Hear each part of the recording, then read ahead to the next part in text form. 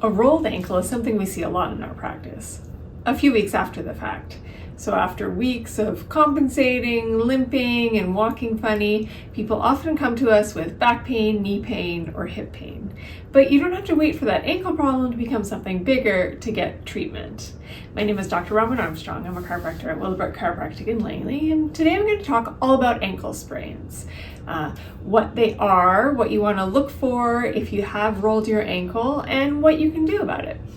So first, let's talk about the ankle itself. So here's my foot model. So the ankle is formed by the big shin bone, the tibia, which forms the ball of the ankle on the inside, and the smaller shin bone, the fibula, which is the ball of the ankle on the outside, and they meet the talus. That's the part of the top of the foot. And so the most common type of injury you're going to get is an inversion sprain, where you roll your foot under and then you strain the outside of the ankle. So a sprain, by definition, is an injury to the ligaments, and the ligaments attach bone to bone. So often we're injuring those ligaments on the outside of the ankle, either an overstretch, which is a grade 1 sprain, a tear, which is a grade 2, or a complete tear, which is a grade 3, a quite severe injury. So it's common that you might injure those ligaments, but then you can also jam up the joints themselves of the ankle. So the joint that goes in and out, and then the joint that goes up and down. You also might jam the little building block bones in the middle of the foot here. They can get jammed up. But what you want to watch for is if you're having any pain on this bone. So it's the middle of the foot on the outside. Often if we roll the foot under, you can break or fracture this bone. So you want to watch for any pain, swelling, bruising around the middle of the foot on the outside. So if you roll your ankle in a court sport like basketball or pickleball, or maybe you step funny on uneven ground, then you're probably going to feel pain right away, some swelling around the outside of the ankle, maybe some bruising. Again, you want to watch for bruising around that 5th metatarsal, or any deformity in the foot. Then you're going to want to seek some medical attention right away. It might feel uncomfortable to walk on. Either you can't or you just don't want to. The rule is if you can take 3 steps, then you're okay. You probably don't need an x-ray, but if you're not able to even take 3 steps, then you're going to want to try and get medical attention and get an x-ray to figure out what's going on there. You're going to want to rest it. You're going to want to elevate it. So either put it up on a pillow when you're resting or when you're sleeping, so that you can bring down the swelling.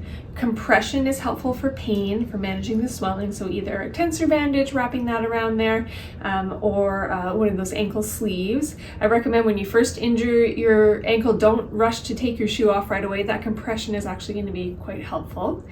Talk to your pharmacist about pain reliever medications. Now, there's some recent research that says that anti-inflammatory medications can actually slow down healing. So you really just want to focus on that pain control, less on anti-inflammatories. And you can start moving your foot as soon as possible. So not necessarily weight bearing, but just moving it up and down, getting those gentle movements. And I often tell people just to draw the alphabet with their toes to get all the ranges of motion. And if you're feeling like it's a little stuck or restricted, we can help you with that. We can mobilize the joints of the ankle, the joints of the foot, to make sure that you can get full movement. And then we'll also check further up the chain. So we'll check your knee, we'll check your hip, we'll check your low back to make sure that you haven't strained anything else in that area, and help you recover more fully. Once you work on the range of motion, we can help you advise you on more specific rehab, because you're going to want to move into isometric strengthening after that, and then into proprioceptive or balance training.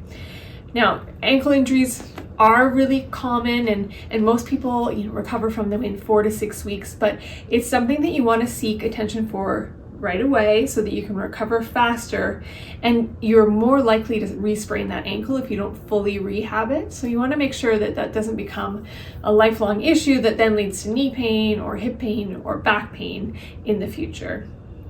If you have any questions about what I talked about here today, please feel free to ask myself, Dr. Robin Armstrong, or Dr. Jody Freedman. We're always happy to help.